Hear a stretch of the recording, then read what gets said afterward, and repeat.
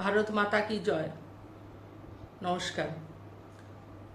বিগত সরকার পরিবর্তনের পরে কিছুদিন ধরেই চারিদিকে চোর ধরো রব এসছে।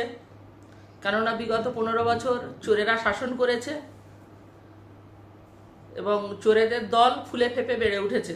সাধারণ মানুষের যে ত্রাণ সামগ্রীগুলো এসছিল, চোরেদের ছোট চোর থেকে বড় চোর এই টিএমসি সরকারের সবাই আত্মসাৎ করে নিজেদের আয়ত্তের ভিতরে রেখেছিল। আজকের বেড়মজুর 2 শক্তিপদ রাউত, ওখানকার অঞ্চল সভাপতি, এবং নিরঞ্জন পাত্র পঞ্চায়েত মেম্বার ওখানকার, ওনাদের বাড়ির থেকে রঞ্জিতা বারুই এবং সোমা বারুই, এনাদের বাড়ির থেকে প্রচুর পরিমাণে ত্রাণ সামগ্রী আজকের পায় সাধারণ মানুষ, যেগুলো সাধারণ মানুষের আইলা আমফানের মতন প্রাকৃতিক দুর্যোগের জন্য যেসব ত্রাণগুলো এসছিল তারা তাদের ঘরে লুকিয়ে রেখেছিল। আজ সাধারণ মানুষ ক্ষিপ্ত হয়েছে এবং ত্রাণগুলো তারা খুঁজে বের করেছে।